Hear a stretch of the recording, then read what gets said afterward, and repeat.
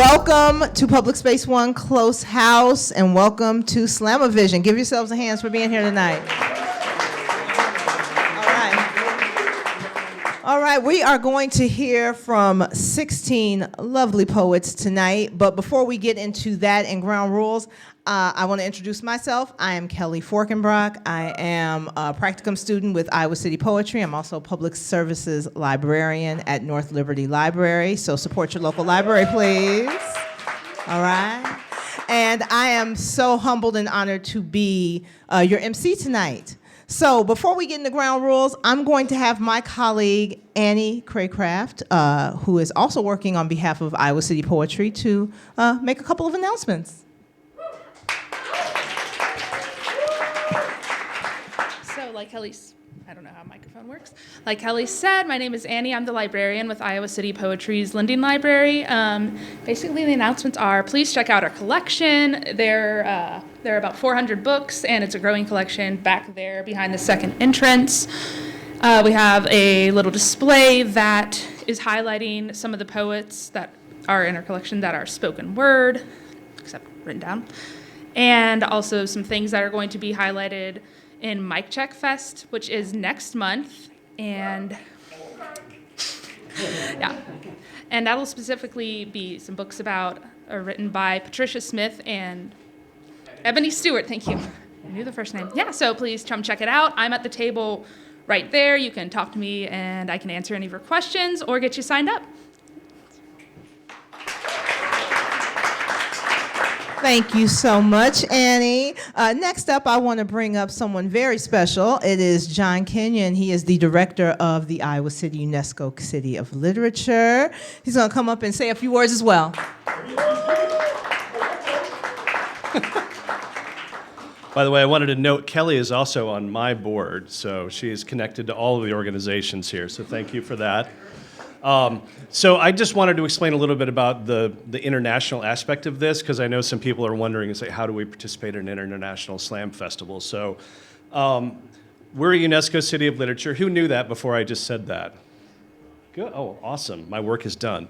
No, my work is just beginning. But we're one of 42 UNESCO designated cities of literature in the world.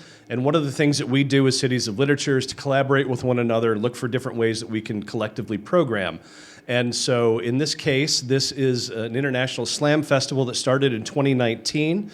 My colleagues in Melbourne started this out. I know Eurovision isn't a huge thing here in the US, but it's growing, but Slamavision is kind of a slam poetry version of Eurovision.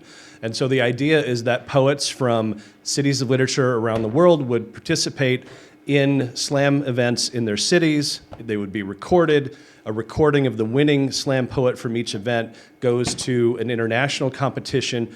You will have the opportunity to judge that during the Mic Check Fest in November. Caleb is going to talk more about that. But the upshot is that whoever comes out of this tonight, their video goes on, and people at those other cities of literature around the world are going to watch that, judge it, much as we're going to judge those from all of the other participants from around the world, to pick one international Slamavision champion. And I was going to just let you know, performers from Quebec City, Canada, Ljubljana in Slovenia, Exeter, Manchester, and Nottingham in the UK, Kumo, Finland, Tartu, Estonia, and Vilnius in Lithuania are the other cities that are participating. So definitely an international competition this year.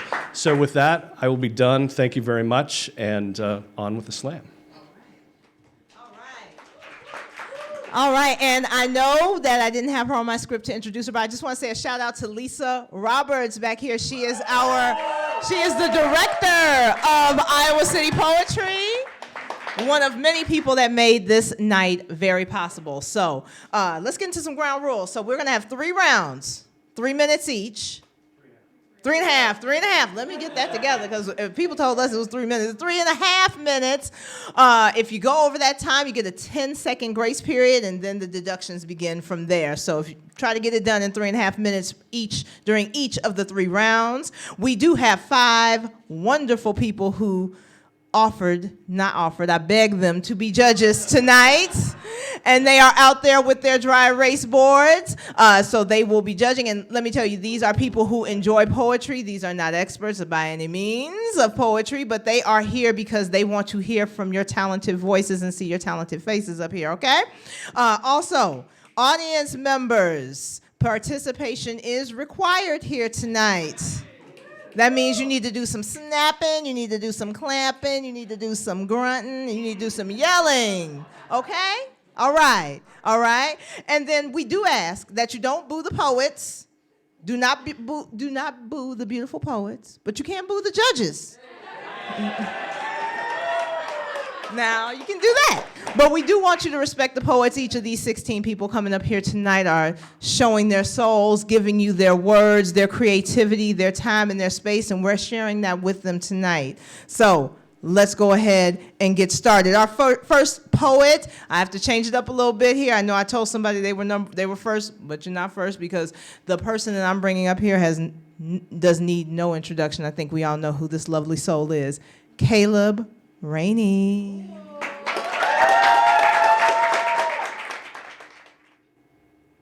Mike, an old white man, looks me in my eyes and asks me why black men don't want to be good dads. I feel my breath catch. My fingers curl into a fist, every muscle in my body begging to answer with might, with fight. See, there's this home video where my dad is lying on the couch, 6-month-old me on his chest. And I start to cry. So he lifts me up, gives me a gentle kiss on the cheek, and holds me upright with a shh, shh, shh, shh, shh, shh. With my feet planted on his chest and his hands holding me upright, he is doing everything he can to keep me calm, to keep the hunger at bay. Now I watch home videos and wonder what little black boys are supposed to do when there's no one there to hold them up when the hunger gets to be too much. See, I've never met a black man who wanted to be a bad dad, but plenty that didn't know how to be anything else. Falling short of fatherhood, they turn into teachers of trauma, either absent or abusive. See, my dad's dad worked hard, but sometimes hit hard too. A Southern man better understood by his hands, and he raised 5 kids this way. And on the day that he raises his fist to his wife, my dad jumps on his dad's back, all lightweight and lanky, pounding fists against father, because my dad knows what's worth fighting for. See, my dad taught me what's worth fighting for. So when I'm 16,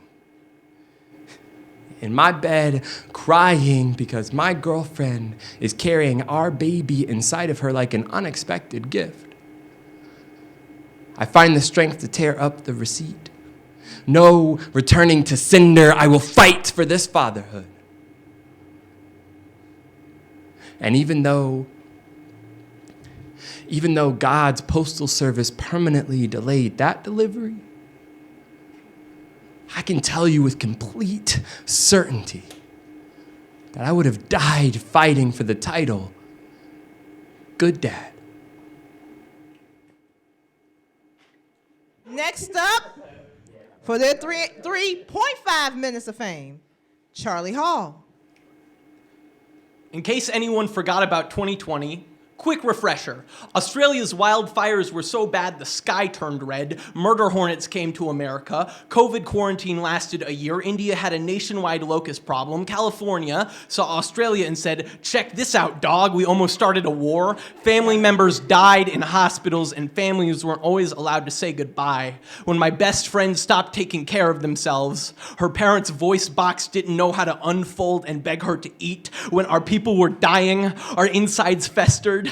Holding a bone saw stitched into our chest, its teeth press into our scabbed and crusted flesh, swallows until it is full. We tell each other this will hurt less someday. I don't know why it seems like all bad things happen at the same time. During COVID, my friend Oliver told me how he used to love the rain. There's a certain warmth that comes with the best excuse to stay inside for blankets and a Netflix show he claims to have seen 4 times all the way through, but you think he's exaggerating. Oliver doesn't know if the rain is his favorite thing anymore. He said it's like when you do something for so long, it stops being fun, but then it's boring, and after a while, it just becomes your life. It rained through every season, every holiday. Before it all started, my friend Renee saw into the future.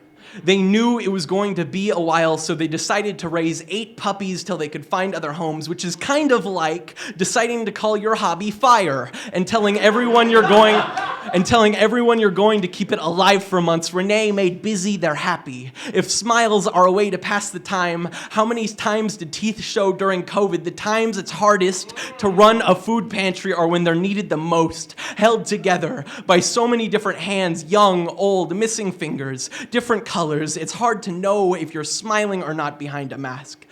I like to believe they were. I don't know why, but I know people will always try to find something better. Most days were spent skipping school and playing video games. There's this game called Power Washing Simulator. All you do is spend 30 minutes at a time cleaning the exterior of buildings, and it got huge during the pandemic.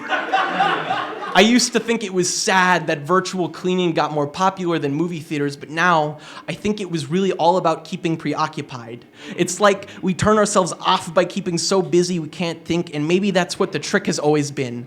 Making time to bake 38 muffins on a Thursday because I wanted to throw them off a bridge. Maybe making it through has always been every hobby, an unhinged idea that makes your alarm clock a favor you never have to give back. I need to tell you, I'm proud of you for surviving that. All right, next up to the mic, we have Dallas Whitefield. This is for all my teachers and paraeducators. Birdkeeper. He stands there with his middle fingers in the air screaming, "Nobody fucking cares!" All of the students stare at him. He's where he wants to be, center of attention, out in the hallway for all eyes to see. He screams with a megaphone voice. His words playing ping pong as they resonate throughout the walls of the entire school building. You can feel the tension in the air as he breathes in and out. His heart beating like the wings of a hummingbird, going up and down. All he wants is to be heard. But all the other teachers combat his actions and words by instructing the students to ignore him, so they turn their heads walking past him as he is a homeless person on the side of the street begging for change, trying to survive. He is begging for change. But no amount of quarters, nickels, pennies, or dimes can pay for what he needs. Daddies are not something you can buy at a convenience store. Everyone continues to ignore him, so his vocal cords tighten like guitar strings. It seems as if he is about to snap. Broken is all he's ever known. But despite this, there are moments when he can captivate any audience with his shattered guitar solo. His laughter is contagious as it enters into the lungs of everyone he's around. His smile can brighten any room, raise a sunshine, emanate when he's in a good mood, but happiness is far from him today. I don't know what happened, but I must stand here with him and instruct the other students to ignore the birds that are flying in front of their faces, but my attempts fail as he shouts louder, jumping up and down to cause the birds in his hands to fly higher in the sky. I am learning that I'm a bird keeper, even though this is not a part of my job description. But while he stands there with his middle fingers in the air, I'm reminded of every hug he's given. I can see every painting he's ever painted for me, hear every kind word he said to me. I know that he is so much more than what I see right now. I just wish I knew how to help him. If I could, I would snap my fingers and fix all of his problems. I want to reach down, give him a hug, and tell him that everything will be okay. But right now, he is begging for change. Right now, he is begging for change. Right now, he is begging for change.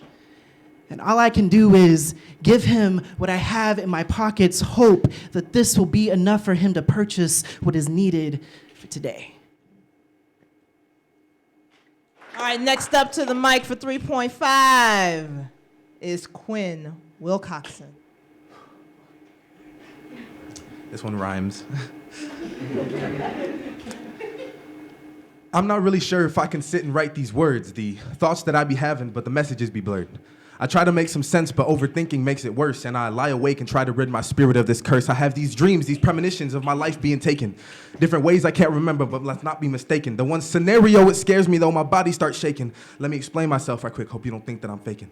In this dream, I just wake up and I get ready for learning. I grab my clothes, throw on my shoes, and get my bag rubber burning. I'm talking heels, I get to step and get to class because it's urgent. A little cold this winter morning, pop my hood and get swerving. I got my headphones locked in tight, metro booming, banging back drums. My homie forgot they wallet, so he said that he'll stay back some. The blue, he shouts my name, but I don't hear, I just walk past him. My ignorance and mellows over kick and snare fandoms.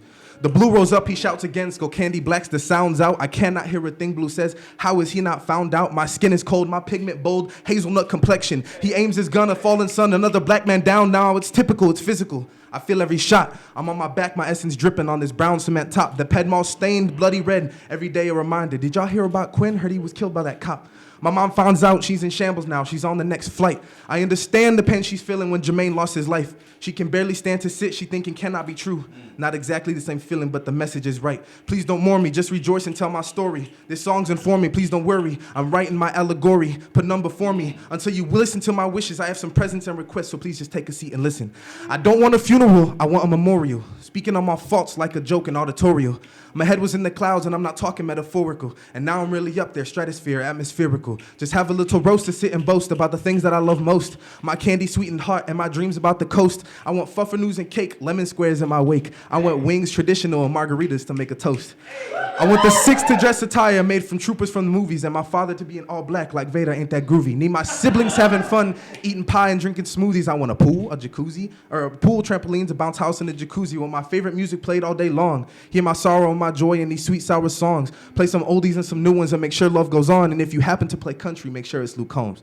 I want no tears, no crying, no sad faces, and no guilt trips. No blaming stuff on no one except the mate that made my blood drip. My ashes be spread in the ocean on the same route where my ancestors jumped ship when they said, fuck it, I'm out. Death is better than bondage. I want my body to be free. This coffin's just for show, a tombstone next to a tree. New home is just for me. The water I lay to rest on my mom and dad's necks and their hearts and down their chest. Forever will I be free. I get to float over the world. I get to travel to all the places that I know I can't afford. Although my eyes cannot see the beautiful wonders of this earth, I hope to God my body gets to Jamaica for what it's worth.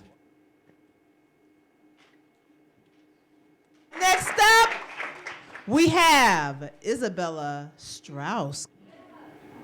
Started out as a heart as small as a raspberry, soon grew into a cherry, then blossomed into a person. Even before I took my first breath, I knew who I was because I was scheduled for the 2-9 of November. Then they estimated the 1st of December, and defying what they said, thinking I was my own hero, I came in on 30 of NOV.2003. I got to see the world and say, here I am. Doctor chiming, it's a girl. All family there were so excited. They shout, jumped, and even twirled. They accepted me, rosy cheeks and all. A few years later, I began to fall as I learned to walk, make noises as if I were to talk. As a toddler, I was hard to raise. I didn't get praised for having full-out tantrums. My screams could break eardrums, just ask my mom. She had to deal with that ticking time bomb. I was busy as a bee, going from singing to painting to climbing a tree, and that was just 1 hour. Moving on to my first phrase ever, thinking I was so clever. I could do anything myself. I didn't need anyone's help. I do it. Hell yeah. Thinking I had all the power. You see, this bud started to bloom into a flower. Next thing you know, I have a baby sister. Not liking her one bit. She would get all the attention, or so I thought. So I taught myself to cause trouble because I thought it would double my chances, make all the advances to end up in the timeout corner. The former 5 minutes became 10, and me trying to get out over and over again, it became 20. I had plenty of time to think about how to get back at her. Now we're as tight as glue, but still plan out cheap shots. We still plot subtle ways to rumble with one another. When I was little, I thought we could just give her to my grandmother. I saw a future without her. But now I can't think that way at all, and I will stay by her side and catch her when she falls. Moving on to grade school. I made everyone follow my direction. Every inspection was made by me. I decreed the school as my own, taking a seat on my academic throne. I ruled, or at least in my head. I still had friends, but they were all boys. Most girls treated them like toys. I treated them like they were me. You see, I stemmed from their friendships. It became tougher, more rough around the edges, jumped gates and hedges higher than they ever could. I stood up for them if anyone tried to push them down. That was the sound of a friendship. But we started to split as we entered 6th grade. Our crusade was coming to an end, as I started to make new friends. Although I lost some, I gained some more, and soon enough I felt welcomed. Every time I walked through the school doors, I found my people. Like a church to a steeple made sense, hence the growing group. Years flew by at the speed of light. Now my friends and I are even more tight because I learned to be honest. They came to me in their time of need, and I embraced them through words of empathy. It's amazing what you can do when you open your mouth with a good heart. Go and tell your story, because there's a majority of people who have been through the same thing. People wait for that ring to prove they're not alone. Do not be afraid to go out into the unknown. You can change the world. I still have a lot of life to live. What I've learned so far, it's not about what you receive, it's about what you give. Next up to the mic for 3.5 is Henry Moray. Hello. This poem is called Perpendicular Universe.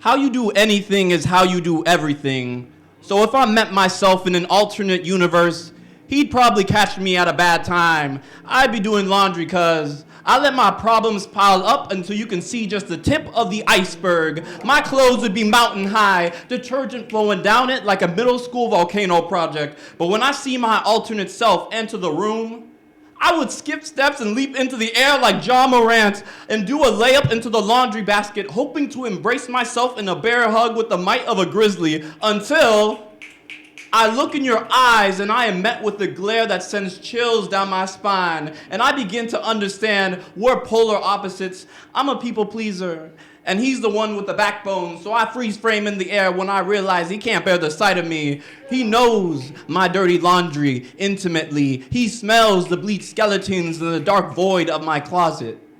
He sees through the yin-yang of my soul, and he knows I'm filled with white lies that have rotted into black mold. I attempt to lie to myself that he hasn't yet seen through the cracks of my mask, so I give it a second go. I start to give my signature smile, and as my lips creak open, before he even gets a chance to judge me on the fact that my 2 front teeth look like the police broke the door down, he knows I am guilty as charged. He can't help but want to correct the fault lines of my smile, and the only way he knows how is to put me in a photo editor and blur my image completely.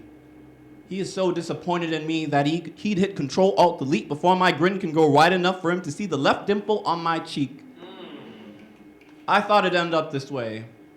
I envisioned that he would be better than me in every way, and he is. As my body disintegrates into a cloud of atomic elements, I raise my middle finger as a petty farewell, but he is better than me in every way, even better at forgiving himself. So he presses Control-Z shortly after, and he raises his middle finger, and his thumb follows right after, and I'm back like Thanos snap. Given a second chance at life, but that's the closest I'd get to happily ever after. In my universe, sticks and stones will break my bones, and words will break my soul, but him, he is perfect. This Henry is Achilles, and as bathed in the river Styx, his body is sculpted with stone, his heart is tender and kind, his soul is long-suffering. So before he turns his back on me and leaves me behind as a melanated shadow crawling behind him in the light of his glory, I get on my knees, grab his heel, and I hand him the keyboard to my future. I want him to rewrite the last 22 chapters of my life, because I've made so many typos, it looks like I'm writing abstract love poems in Greek letters now. Aphrodite would be jealous, because the Afro beats of my heart are drumming to the beat of another woman, but I was rejected like an ad blocker. My anxiety can't handle stress, so I'm taking beta blockers. That's a fact, but I want you to write a fantasy. I want to ask him to throw out the whole book and rewrite my story from A to Z, because he's an alpha and you can bet on that. The first thing I want him to do is give me a fresh start. You see, I love superhero origin stories. everyday people turned incredible. My origin story starts on a Cartesian graph at 0, 0, 0. I've always wanted to fly. You see, that's an angel number. That represents opportunity. I want to rip the wings off that angel number and have the opportunity to fly into the sun like Icarus. I speak in parables. I mean parallels. Every time you cross the XY axis of my mind, my chromosomes get double vision. When you cross the Z axis of my heart, I'm afraid to speak her name aloud because it's like I manifest her and she pops out into the page and into my reality. You see, I want to live in a parallel universe where I'm 100% certain, actually 180% certain that the stars are aligning. I want to live in a perpendicular universe where everything is just right. Now, forgive me in advance if I mess up this name. I'm going to try my very black best. We have Abby Tekla-Majaram? Maybe? No? I'm sorry. Tell me. Tekla Mariam. Come on up here, Abby. Broken. How can you fix when you don't know what's broken? How can you fix when you don't know if anything even is broken? To be broken, one must first have been whole. How do you fix what was never whole? How do you know what's missing if it was never there? But something is missing. You can feel it in the spaces between the lines and the gaps between breaths and the hollow places where you find the pieces gasping and aching towards each other. Are you still broken if you were made this way? Are you still broken if you've always been this way? But surely it hasn't always been like this. Surely there were times, days and years, a childhood, a family, a life before this, before your mind was turned against you and your body was made into an object, before joy became a rare commodity and you sold every piece of yourself to afford it. And when those pieces proved less than the whole, when the whole proved less than nothing, you began destroying it. Little by little, it does not matter if you were broken before, you are certainly broken now. And you feel it so clearly, the sharp corners you can't help but cut yourself on. The fragile pieces that were torn away, you're poisoning yourself. You're trying to. If you must be broken, you'll be shattered. If you must wither, then you will also fade. And as you are leaving, what do you see? At the end of this endless tunnel, it certainly isn't light. It's just more of the same old shit, the same heart-stopping exhaustion, the same breathless numbness, the same days and years, a childhood, a life, a family. Do you even remember it? The childhood tainted in harrowing loneliness, the life as fragile and as cold as snow, the family that was either ignorant or ignored you. How can you fix when you don't know how to? When everything you reach for slips away, when you've grasped at 1,000 stray hands and cried your stupid pleas to 1,000 ears, when you've searched every room, looked under every bed, and crawled beneath every rock, how do you fix what was made broken? You don't. You can't. You take the pieces, the ones you can still find, and you stitch yourself back together until you resemble a person.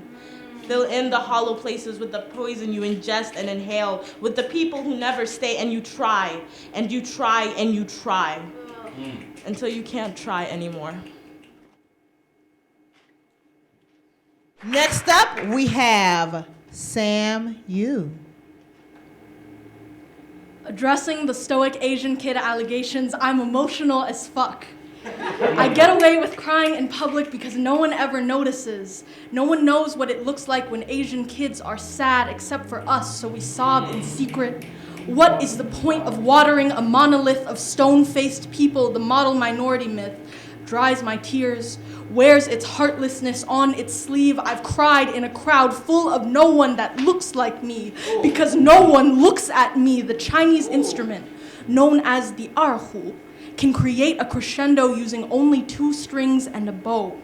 I know what it feels like to just be a body, empty on the inside at the will of someone else. My people are familiar with being played. I've tried for so long to violin out my vulnerability. I'm wasting tears trying to string out all the ugly in me and prove I'm soft on the inside too. Pluck me. And I will show my affection is valuable enough to hear my community. is the only place that doesn't ask me to defend my right to life on an empty stage, accompanies my aloneness with a harmony. My people tell me of all the elders turned instruments before me. This is the only place I can be fragile. The only place I can be handled with care. I promise our monolids are brave enough to drop tears, and our dragon hearts aren't all scales. I didn't know how to ask for compassion, so I've accepted violence cased in pity. I've let others orchestra this body in their emotionless image, conducted coldness, apathy, and fear from these fingertips, allowed others to applaud this burdened body until it shook an entire auditorium. Thought trusting my emotions was the worst way to be intelligent. I've watched others make a performance of choking my neck, singing praise to the thinnest parts of me for being less of me. Hold me. I am resistant to restoration that doesn't make me whole again. Put music behind this pride. Tune me. Test the strength of my character because I'm so full of life even when I'm sobbing alone. I won't apologize for my tears even when they warp the shape of my build. Hear me for more than my silence, for the space you get to fill when I'm in tragedy. Shine me. Make symphony out of generational anger until my strings snap. I'm willing to kill all the quiet in me, because being sensitive is the most beautiful thing I know how to be. Perceive me for more than the music I can make behind you. And if you're gentle with me, I promise I won't break. Next up, we have Liv Jackson. I sit in class hearing the words that are directed at me. Fag, queer, gay. I must sit back and do nothing in fear of being found out. Yeah, I'm queer, but at what cost? Listening to my classmates constantly make fun of my people is disheartening, but also invigorating. It makes me realize what must be done. I must stand up and use my voice for the voiceless. But I also must put down my voice in support of the voiceless. I must listen and use my place, not overshadow others. When I hear my own family say these hateful things, I must sit back and take it because, well, they're old and they're just from a different time. But if they're old enough to have knowledge over me, why are they now not old enough to have the knowledge that they shouldn't say those words? They shouldn't believe those things. That is, they shouldn't act on those urges to hate my people. When I hear my aunt call me a genderqueer weirdo, I must sit back and be voiceless, or else I will cut her with my sharp tongue. When I was told, don't wear your rainbow pin to church, that was my cue to never show my real colors. When I hear my coworker complain that pronouns are stupid, he gets mad when I call him girl. When I tell teachers in private that I prefer they, them pronouns, yet they refuse to call me by these pronouns. I ask myself the question, is it worth it? Is it worth it to use my voice when I know the situation won't get better? Is it worth it to use my voice when I know no one will care? And is it worth it to use my voice when I should be one of the voiceless? All right, next up, we have T.M. Gale. Bits of bubbled fractions, stabbed shards of emotions, lodge themselves into my chest. They are red and angry, loud and bleeding. They move with me in everything I do. They sneak into my words, into my actions, hide in my responses, and hold tense my body. They are angry, and with them so am I. It is the inflicted pain I speak of, and more notably, my own lack of armor. It is so easy to embed something in flesh without made metal to block off your chest. I am iron, but not enough, not yet. These words, they still hurt me, still sneak into my ribcage, still play drums with my heartbeat. They become the hamster in the cartoon wheel that runs my mind. And I must breathe acid into my body, send poison control inside my brain, because my iron is weak and it is fractured. And yet I am still iron, still breathing and bleeding, still heating and forging, still becoming who I am. And soon I am reforged iron, made new with new metal, and I am still hot from the forge, still to be hammered and poured, still yet to be truly made. But I am iron, and one day I will need no masquerade. I will have burned and been reborn. I will have learned, and I will have no need for iron anymore. One day I will be blade. Next up, we have Jax. If water were a person, she would be a woman.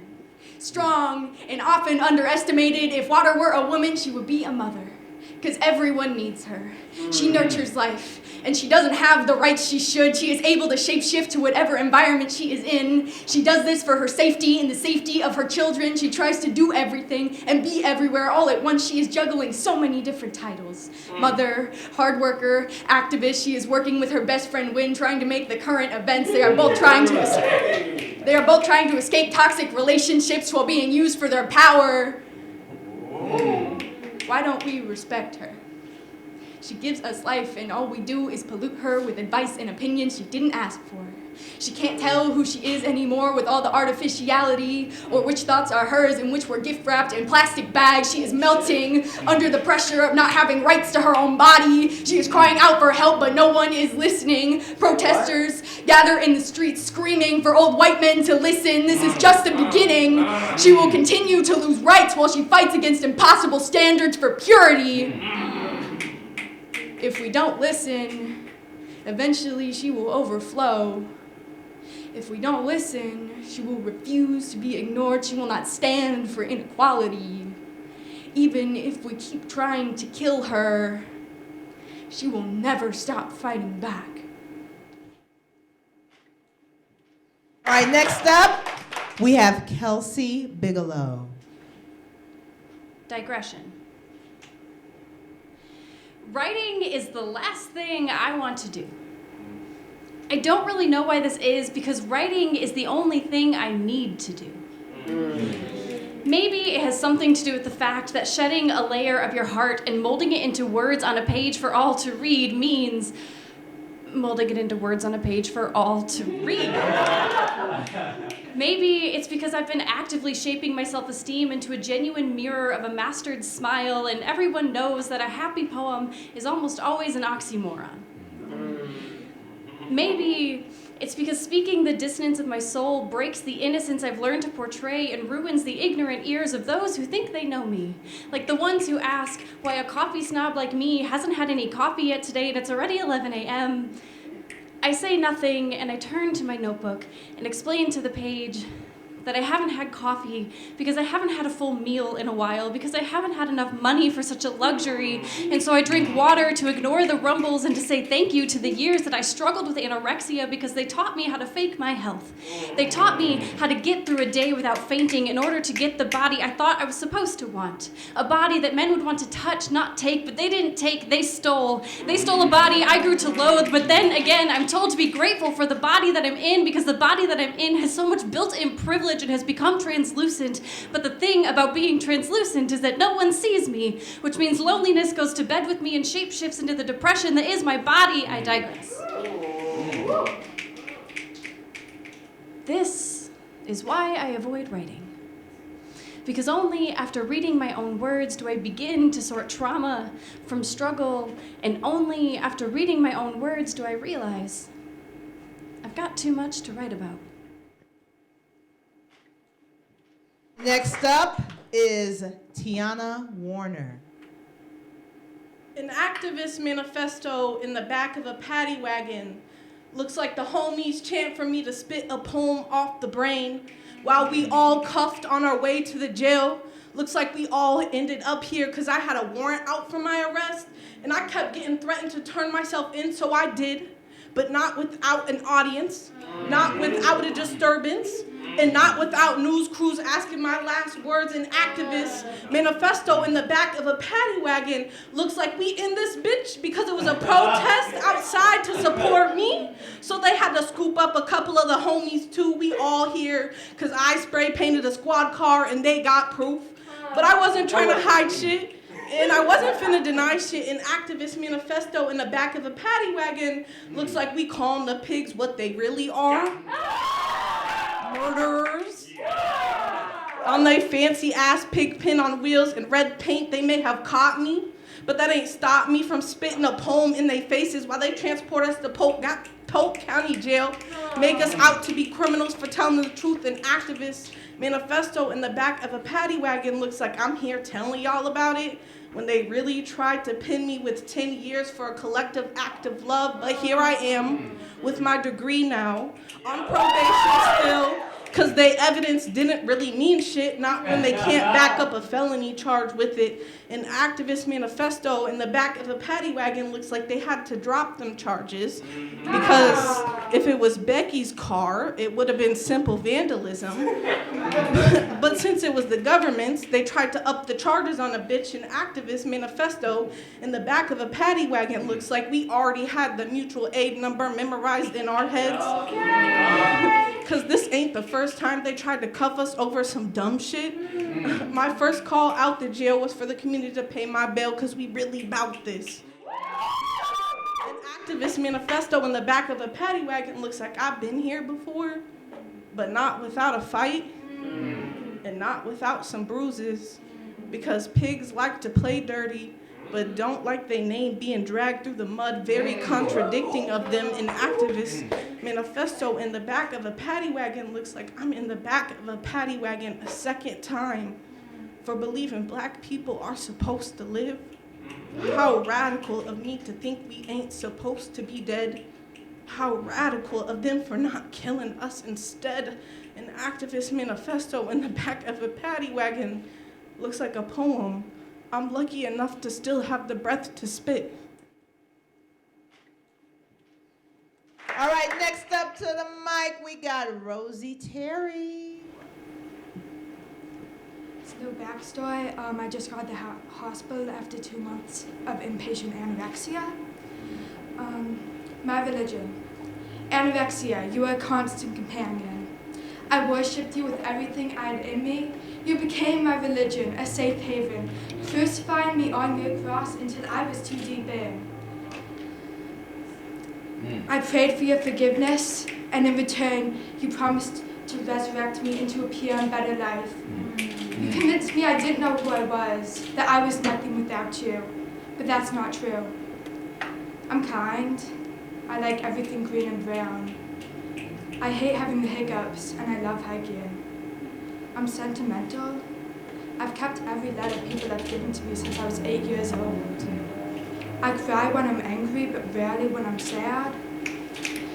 I'm quiet, but extroverted once I open up. That rarely happens anymore since you, though. You took all the qualities that made me unique and told me that they were no longer important, that I was no longer important. Every ounce of individuality I had was thrown out to make room for your cancer, focusing on my imperfections. A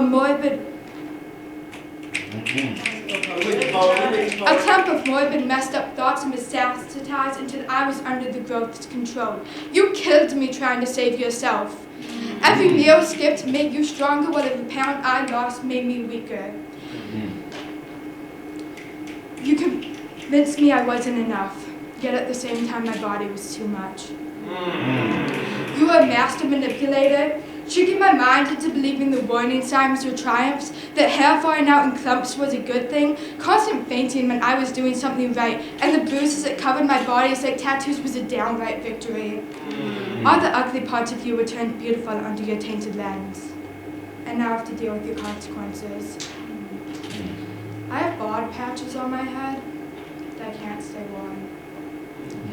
I don't remember much of my summer, and I have trouble getting my sentences correct. I'm far behind on schoolwork, and I no longer talk to many of my friends for fear that you will be roused from your hiatus. Your impact on me lingers even as I resist your urges. You've learned how to persist as I've persevered, shape-shifting me into someone I no longer want to be. But there will come a day when I am not sick to such a degree. There will come a day when you are no longer haunt me. There will come a day when I am finally free. Next up, we got Theo Davis. I remember that cold December night. My sweaty hair crystallized to my scalp. It was a dark night, a night when even the moon was tired. I held my eyes wide open and the cold stung my corneas. I saw the headlights of my father's car, jogged over and hopped in, but it felt more frigid than the winds. The heat was at full blast. My father and I sat in silence. I looked at him, but he glared forward. My eyes bounced back and forth between him and the road. I felt a hand wrap around my neck and squeeze, but there wasn't a hand. How was your day? I asked. A long moment separated our words. I got fired, he answered. We resumed our previously scheduled silence. I could hear him squeeze the leather steering wheel tighter. I saw his jaw clench. The tip of my nose burned from the cold, and the tip of his nose burned from the tears he couldn't show. Frost accumulated on the glass in our home, but Stolichnaya doesn't freeze. The days flowed together, poured into a glass. Each morning I'd yell 7:45 to remind him it was 7:45.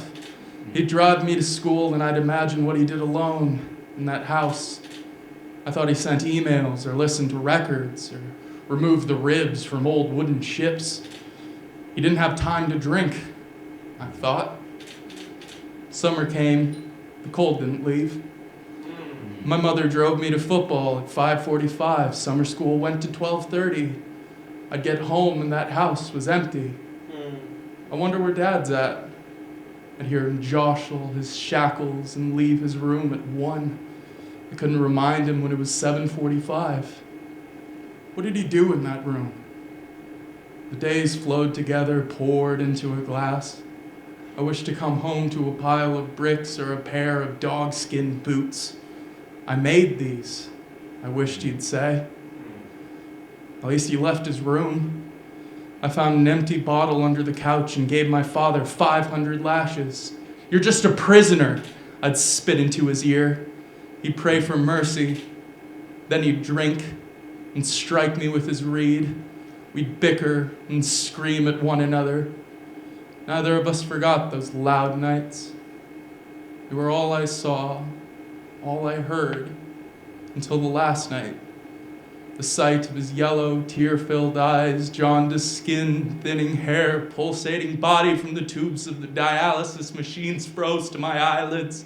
Every time I closed them, I saw him, yellow and pulsating. Every time I thought about him and me, I imagined the lashes and the reed. I remember going into his room with its barred windows and its stone walls, his cell. I wished to carve the names there, Biatnikov, into my forehead so the world would never forget my cruelty, but the knife couldn't pierce my skin. I wished the frostbite would take my fingers, but it only left them black and decayed. I tried to remove the ribs from that wooden house, but they were already dead. This final poet, Fatima Omar. My first poem, it's dedicated to all the minority dark-skinned girls who are told by their own people that they're not beautiful enough. It's called Kayumangi. It means brown in Tagalog and Filipino. They say white is beautiful. They say maganda ang puti. They say white is precious. White is close to holiness. They said, Neng Neng, don't play out in the sun too long or you will get itim, black. But as a little girl, I was rebellious. I love playing tag and climbing trees. And as I got older, I wanted boys to like me. So I stayed out the sun for 3 summers straight. But what can I say? God created me this way. I'm the color of the earth's clay. I'm the color of mud when I get some sun. I am brown. Ako ay kayumangi. I am beautiful. Ako ay maganda. And my second poem is called From Black Excellence to BLM. My black is beautiful and strong, with visions and aspirations long, long like the Congo River, long like the list of our founding black fathers who devoted their lives to fighting against the struggle. We say their names: Nat Turner, Frederick Douglass, W.E.B. Du Bois, and Malcolm X. You say hands up. We put our hands up and say, don't shoot. Yet you shoot. You take our God-given right to breathe. You suffocate me, and I scream until I no longer can breathe. But still I rise, because the black spirit never dies. The black spirit is not only strong, but it is also resilient. So the next time you come at me and shoot at me, I will not die. I will not fall, because I'm bulletproof, like Luke Cage. And I won't die in vain, nor will I let my people die in vain, because my heart is full of rage. Not hate, but rage. Thank you. All right, let's give a round of applause for all 16 poets that graced us for round one. Yes. Yes, not everybody can come up here and be creative, but these 16 people chose to do so please give them love. Now, we went ahead and got this down to the final 8 for round 2, and our final 8 in this order will perform in this order. We have Theo Davis coming up first. Next, we have Tiana Warner. Coming in third on the mic will be Kelsey Bigelow. Number 4 will be Jax. All right. Number 5 will be Sam Yu. All right. Number 6 will be Henry Moray. Number 7 will be Quinn Wilcoxon. And number 8 will be Caleb Rainey.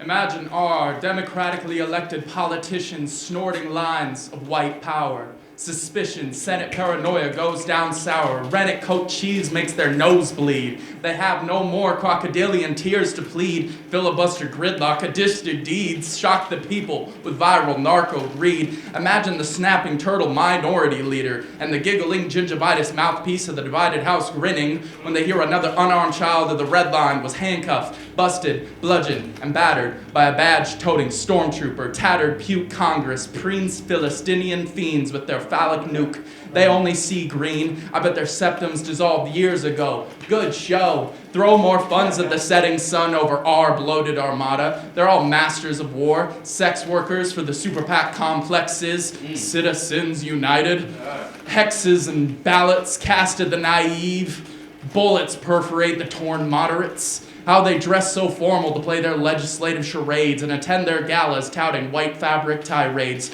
Don't they know they're the ones that can make the change? Or are they just the same junky scum that the wax cast as KP of Madame Tussauds backroom made public enemy #1? He called it a drug war. What a condescending bore. The blood melted from his nostril and landed on the podium. Now, the insurrection needed some discretion. Soft-skulled sophists clad in Confederate gags and in need of potty training following Mr. Speed Freak, obese Narcissus to cells and meaningless destruction. If you want to crash the Power Addict Party, splash water on their cross and toss away their hoods. Peel their true faces for good and skin their white cloaks. Until then, we're all broke.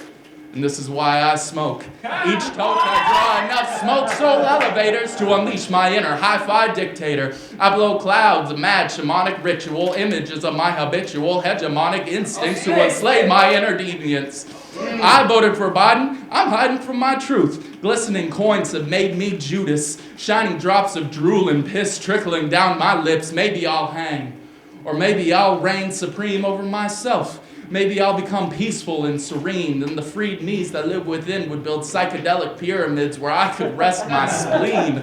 But again, maybe I'll hang. Above the cannabinoid clouds, I'll see the faces of poison oracles, third eye, and pillmongers climbing the numb cotton pill mountains till everyone's dead. Ease in the troubling minds of the no-class, white trash, low-cash, pain pill swallowing, red bumpy rash on the ass of America. Green, greedy, screlly monsters massacre the harvest hanging in the opiate sunken place. The poor, no grace from white Jesus, food of the bourgeois. It ain't me to blame. I'm only a pawn in the game of the iconocratically elected buzzsaw Das Kapital caste of reptilian thieves. Their green scales for peeling skin, sealing the green cotton-torn stitches of sin on my thumb, revealing my addiction.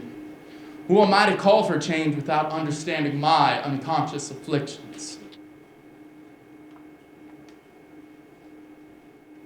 Today was the first day I shaved my body since I was raped. I didn't finish. I just left them overgrown for protection. Hope they tangle and lock up what's mine. Only open when I say sesame and close when I utter no, when I stutter uncomfortable, and I hope I never shave them for another person again, and I hope hair becomes spike and cuts his blue balls, because what's that to my sanity? I hope they blew his balls again, because he doesn't deserve to ever bust a nut in another human. Hope he can't get off, but is always turned on, and when my pussy hair is Rapunzel long enough to kill, I hope they do. Because what's his sex organ to my mentality? What's his horny to my safety? And I hope they bust back one day, load a hair clip and shoot his dick, but that's getting off easy. Ain't gonna let him do that. Not when he didn't get off, but still got off. And when they hex him with his hair they gathered, I hope he shrivel up and never get hard again. Hope one day my pussy hairs can protect me. Poetic trigger warning. Dear friend, I know there will be a time when my lack of thought will make you rightfully angry with me, but when that happens, I beg of you, please do not come at me yelling. It breaks the white noise I created in my head to drown the screaming I grew up hearing. Like the sound of 13-year-old underfed and overdrunk delinquents and punks who found refuge in my mama's closed-curtain living room, you know the ones, who shield any real emotion by trying to be the one that sounds the angriest and the most street because their mamas couldn't pull through for them and their daddies were either locked up or locked out. My white noise drowns the screaming I grew up hearing. Like the sound of a 55-year-old stepfather kicking his dog across the kitchen as if it was her fault his paycheck stopped growing, you know the one, whose fuse depended on the football score and which of us kids were around. If we were lucky, the team would win and we would get a quiet dinner that night. Please do not come yelling at me. It sets off the smoke detector I installed to drown the screaming I grew up hearing, to remind myself it was safer to lie still on that basement couch and take up negative space than to show myself in the swinging range upstairs, to tell myself it was safer to stay mute and listen to the screams and grunts through the rotting rafters and tell myself it was just the TV turned up really loud. To tell myself I was safe, I was safe, I was safe, friend. If you forget my poetic trigger warning, it's okay. I just wanted you to know why I might cover my ears.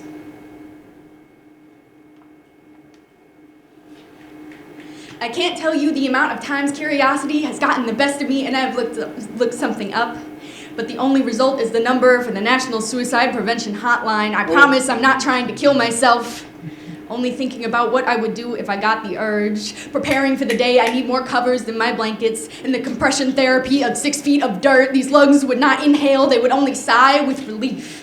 Fists wouldn't bang on the coffin door and beg for people to listen. They would be too bloodied from beating myself up. I wouldn't register the lack of oxygen to my brain because I'd already be dead tired. When I imagine my future, I wonder who will come to my funeral. Whether bullies would stick to their word that I'm better off dead. Or if suddenly I'd be celebrated in a way I never was in life, transformed from troublesome student to hometown hero. I wonder if everyone who called me a faker would believe me now. I wonder how long it would take tear-stained pillowcases to dry and red blood to run black. Part of me wants to find out. Wants to see how many statistics I can contribute to. The number of teenagers that kill themselves. How many had self-harmed? How many were prescribed medication? How many were trans or queer? How many have a bad relationship with their parents? How many said they felt safe at school? How many showed signs for months or years before it happened? How many tried to ask for help but their tongues got caught in the cogs of a capitalist machine? How many wanted answers and got referred to the number for the National Suicide Prevention Hotline? How many told friends they loved them before committing? That reminds me, I need to tell you something. It's important that you know I love you.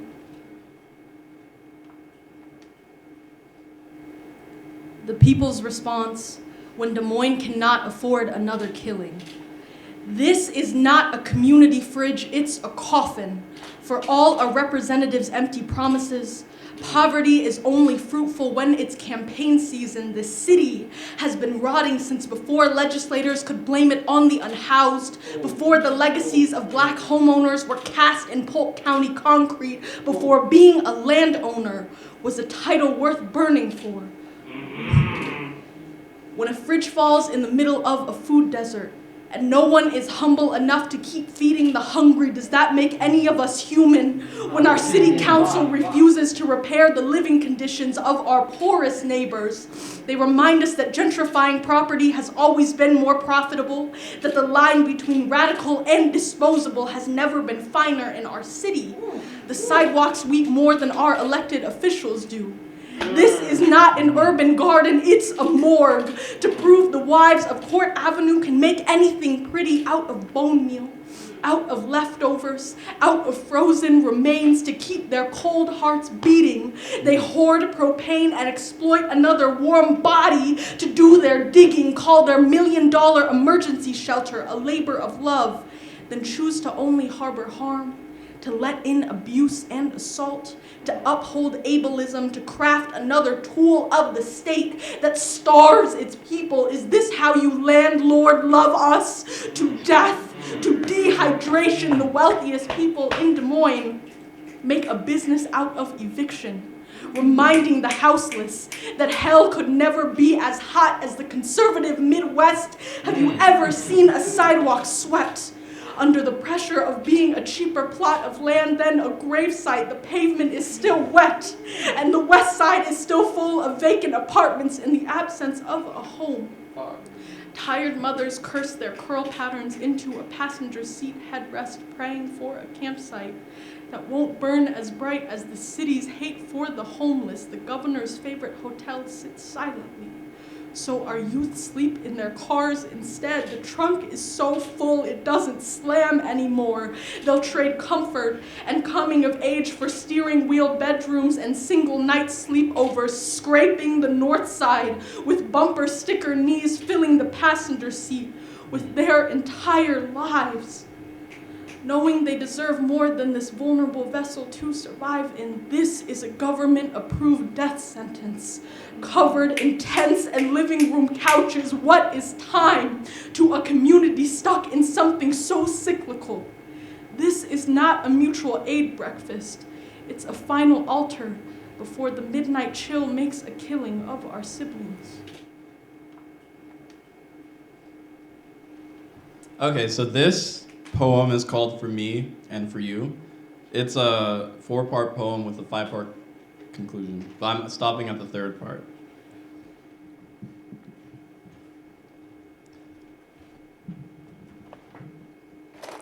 Love is not a 4-letter word. It's the whole alphabet soup. You go from A to Z. You go from pouring out all of yourself until there's absolutely 0 A, B, C, D, E's, and especially F's left to give. You see, love is not a 4-letter word. That would be too easy. Love is a complicated treasure hunt where person X checks all the right boxes and marks the G spot. And by G, I mean it's a golden treasure hunt where there is no stone left unturned. With love, you have to dot your I's and cross your T's. Or should I say, roll your eyes and spill your tea, because we know with love you can't see straight and you're about to make a hot mess. But when the audible Amazon river-long cry of pain finally dries out and goes silent, all that remains is the unpleasant aroma of burnt flesh. As I look beneath my own bare feet to see a searing hot puddle of honey lemon tea sprinkled with the shattered stained glass of my heart, like salty teary-eyed stars reflecting off upon. I can't find the cup handle, so I guess it's out of my control, but I can't help but feel that I've self-sabotaged once again, as in front of me lies a flimsy gravestone shaped like a bright yellow sign that says, "Caution, wet floor." Through the blurry vision of my salty tears, mixing in with the odd concoction of glass, honey lemon tea, and blood, I begin to also see and feel coursing through my veins that hate is not a 4-letter word. You go from your own hero to your own enemy in a millisecond, wondering how can I procrastinate my life away? How can I mess up so badly again and again and again, like a never-ending punchline, like a never-ending movie credit scene where my regrets are playing my mind at the speed of Fast and Furious 9, so I pause and hit the brakes. Just to go and say hate is not a 4-letter word. So much for no stone left unturned. Because with every milestone I approach, I find myself making a U-turn into a dead end. Wait. I don't even have my license yet. Is this legal? Never mind, I've at least got my permit, but my mother tells me not to settle for less, and she's in the passenger seat, and I know she immigrated to this country and passed the torch to me like the American Statue of Liberty, but that's an Olympic atmosphere pressure, and I'm not Naomi Osaka.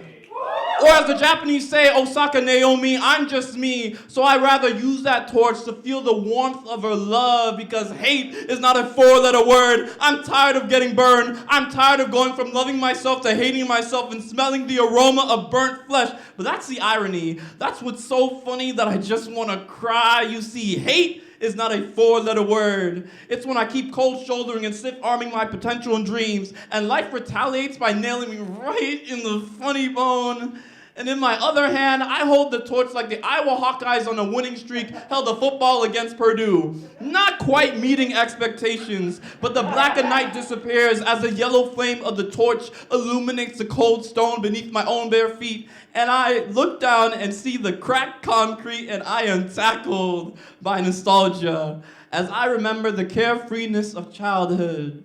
As my blurry tears leave me with a blurry face, wishing I could turn back time, cause I feel childish like Gambino and Squid Game casinos, but as kids, my friends would tell me, if you step on a crack, you break your mama's back. And with every step I take, I've broken my mama's back and all the promises I made to her to become somebody, and all I became was somebody I wouldn't envy. Another little bit of content warning. This one is also about suicide. Sorry. I'm trying to be like Cole, like a jack of all trades, making fire in the studio, hit threes and make plays, doing missions on the side. Other than my day-to-day, I want to be the only light that can turn the night away. I want to be the only man you look up to when you sad. For all the ones who's hurting, I'm your new stepdad. And if when you don't need my help, okay, I'll step back. But if you need someone to hug you because you're down, I got that. I'll be the man that steps up and make your day good. Because my father kept up and made his way good. Had left me when the divorce happened, but he stayed should. Had probably trekked off and still slanging that same wood. So for the broken down, it's over now type of kids that's here and listen to my padded patterns and my schemes that I like sharing. I will give my gift of music, hope you use it when you steering in a direction you can't come back from. That road I hope you veering. I want to be the man that you look up to, cause damn I'm really stuck to. And when you feel you ain't enough, I'll be the hand you can't hold on to. Let you vent like an imposter, I need you know someone to love you. Even when people forgot you, understand who you can run to. Understand that I'm the spiritual version of the lyrical. Certain type of person, open eyes and raise the curtains. May be hurting for the moment, it may worsen. But if you get through this shit, you'll be better cause you learned and understood that this little setback isn't permanent, it's temporary. All this pain is necessary. It may stain your shirt at first, but homie, it's all necessary. Necessary. Be there in a jiffy, there won't be no judgment in me with mistakes that you have made. I don't care, I hope you feel me. Long as rehabilitate and take a minute, don't be late, don't give a fuck how long it takes. No need to worry about the future, worry about what's right in front, worry about the fucking stakes and the place that you got stuck. Nigga, look me in my face, want you to know I wish you luck. Want you to know that I'm rooting for you, so when you get back up, just remember what I did, repeat the process and give love and do all of the above. I broke my neck for all these niggas who wouldn't break a sweat for me, but I still keep on giving love cause that's what mama loves to see. I do what I need to do to make my friends live happily. If that means bust my ass to smile, that's what respect is to me. So if you feel like you ain't worth shit, your purpose can't be seen. Want you to know that you was worth it, make them niggas fucking scream, cause when they see you at the top with your whole fucking team, they gon' regret fucking up. That's what success is to me. Now what success is to me don't equal money, not the cash, I must confess this. It's not how many honeys you can bag, I won't regret this. It's not about the jewelry or the swag, I know it's tempting, but I don't really wanna see you brag. I wanna see food on that table, hope you good and hope you stable. Not just financially, I mean mentally, hope you able to walk around happy cause you alive and doing well. Helping people on the side and giving blessings, causing hell on the streets. I mean hell in a good way. People flex materials and drugs, not in a good way. People get that cereal and love, not in a good way. And people check them burials for blood, not in a good way.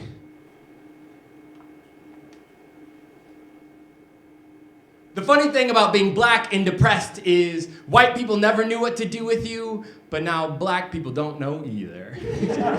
See, we talk about the grind, but never about the lonely. Talk about you're not on my level, but never talk about how I'm on the edge of a cliff considering jumping just so I can be with the people. See, I got a group chat with 10 niggas and none of us ever say that we're sad. I never say that I'm sad. I write for a living, but can never seem to find the words. At best, therapy is a word I whisper and suicide stays silent. Instead, we dap up and ball out, lose ourselves in drunk nights and wild adventures because we're supposed to be happy we're alive, lucky even, like there are niggas who wish they were lonely instead of alone in the grave. Like your mama can still call you even if you can't get out of bed to answer, like the news don't even know your name yet. Stop complaining. You alive, aren't you? Make the best of that. Show them that we aren't so bad. It don't matter if you feel bad, we need you.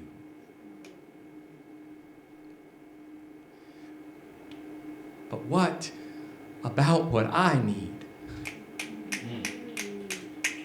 Some days, I need to cry. Curl up in a ball so small and tight I can believe that I am safe from everything that wants to hurt me. Some days I need to tell you that I'm sad, that I'm stranded on the side of the road. My heart is on empty, but the fill-up station is a lifetime away, and I am lost. I can't keep going. I don't want to keep going. And some days I need you to see me. See me where I really am and just sit with me. Just sit with me and show me that there is more attached to this black body than sadness and death someday. Some days I need you to tell me it is okay to be sad. Remind me that to be black is to be human too. First, I want to give a round of applause to everyone who is in round 2. Our 8 creatives who are in round 2, again, give these people love. They're out here giving you their gift, giving you their words, being vulnerable and all that good shit, so let's give love to them. And now, our finalists for round 3 will go in this order. Caleb Rainey. Quinn Wilcoxon. I got it right that time. All right. Henry Moray. And Sam Yu. All right. So let's kick off round 3 with Caleb. Come on up here. What you need to hear. 1, you matter. I know some days you feel like a spider, a lone weaver sewing life together on your own, and some days you only catch crap, or worse, nothing. So you go to bed wondering if your web is meant to be a coffin, if you're even meant to be a spider. But I need to tell you, wait until the morning dew. Wait until you see sunlight reflect off bulbs of water on strands you didn't even know were there. Those are the strands that connect us, that connect you to me. They're what holds us all together. We need them. We need you. So every night, look at your web and await the sunlight. 2, you have power. I know everything tells you you don't. The media, the police, the bosses, the teacher, the mirror, they say you can't control anything. Say that the history haunting you or the system shackled around your ankles or the trauma noose tight around your neck should direct your every step. But I need to tell you, they're wrong. You can make each moment a rebellion, and I dare you dance or you laugh at every chance. Trust in advance, smile at first glance. You can lift the weight of oppression by choosing connection. Thwart trauma with truth-telling. Shatter systems with sincerity. You can change the world. You simply have to fight. 3, we matter. Trade your mirror in for a window and see the beauty we all have to offer. 4, you are not finished. Who you are now is not who you will be. You are growing in God's garden among us, and in time, we all bloom. In time, we all bloom. And soon, you will bloom brave. Petals soft and passionate, colors vibrant. You will be so spectacular, even God stops to smell. 5. I love you. I love you. I love you. I love you.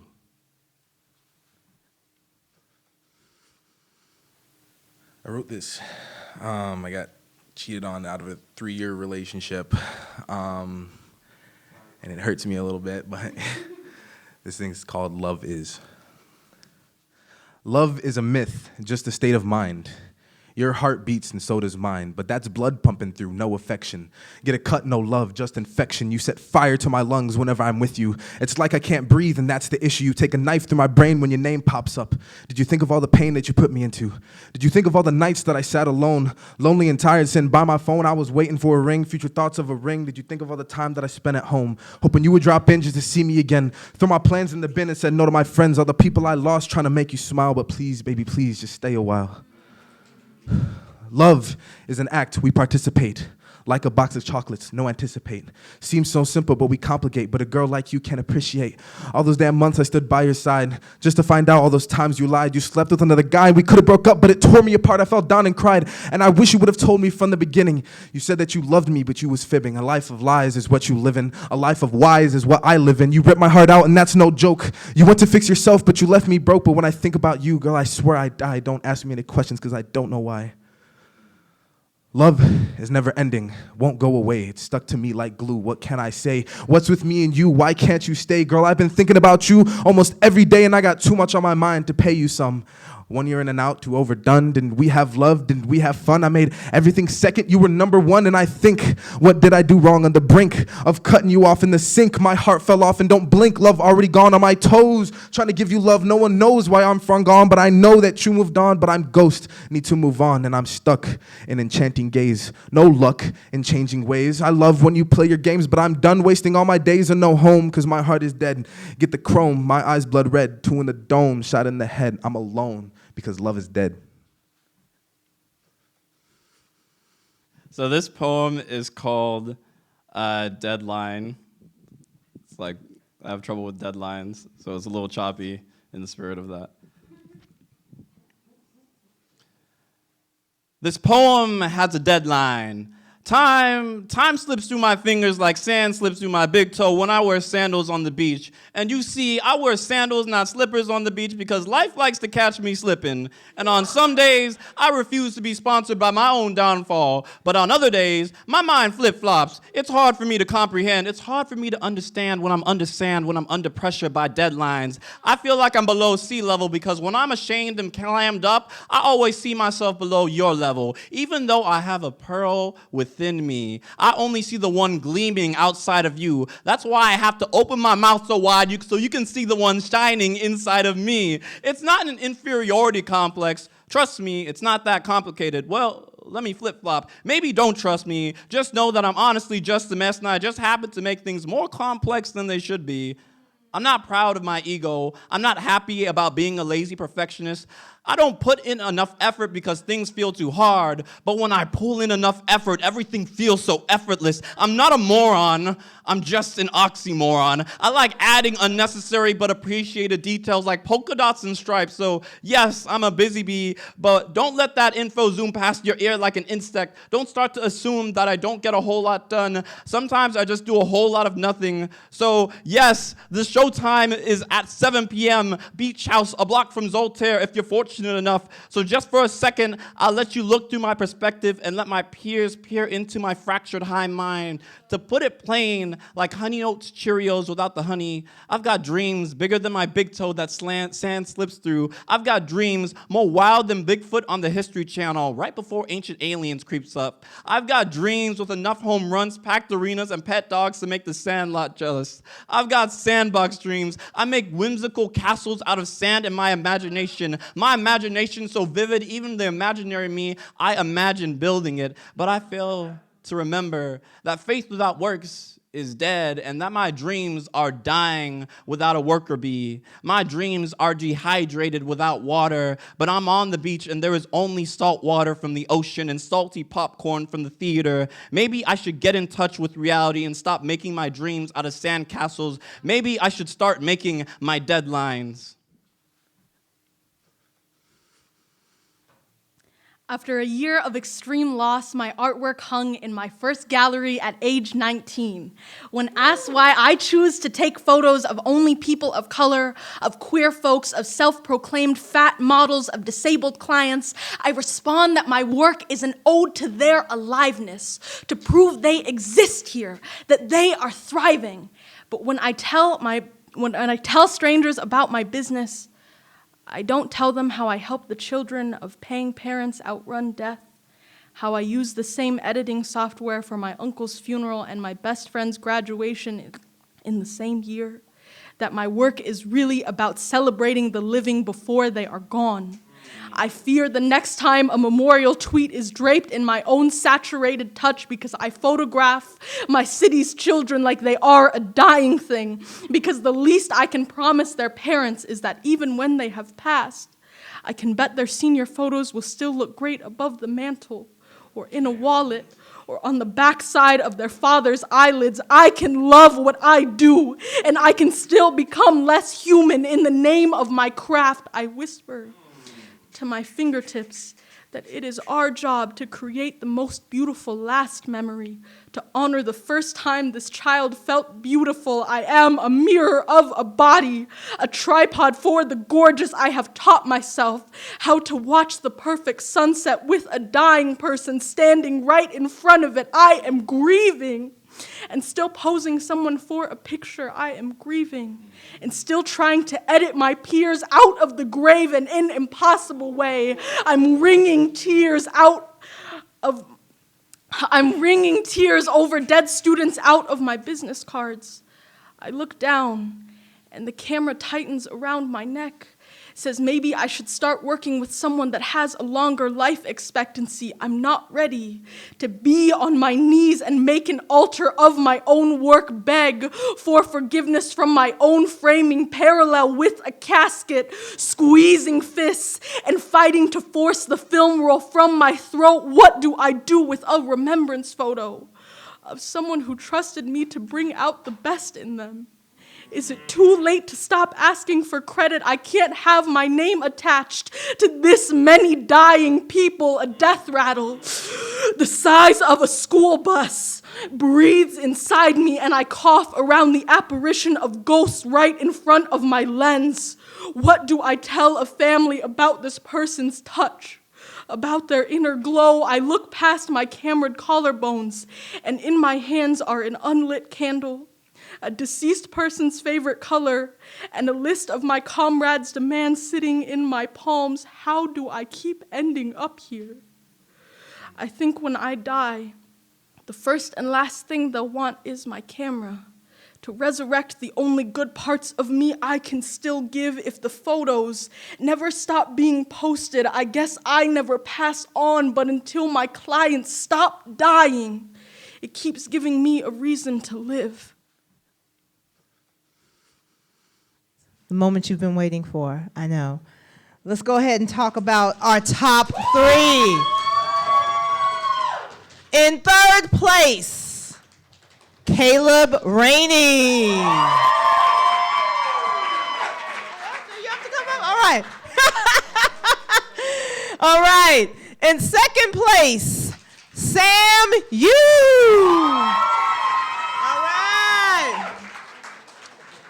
And our winner of Slamovision 2022, Henry Moray.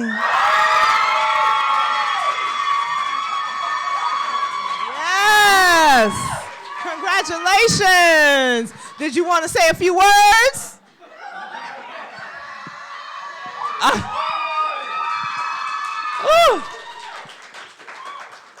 Shout out to every single person who performed today. Like, I'm so inspired, and this is why I started doing poetry last year. So thank you. You guys are my inspiration. Literally, that was amazing. You guys. you again to everyone who performed. Congratulations, Henry, and congratulations to everybody who came up here and gave your love and your talent to us. We really appreciate it. I'm Kelly Forkenbrock, and thank you for attending Slamovision 2022. All right.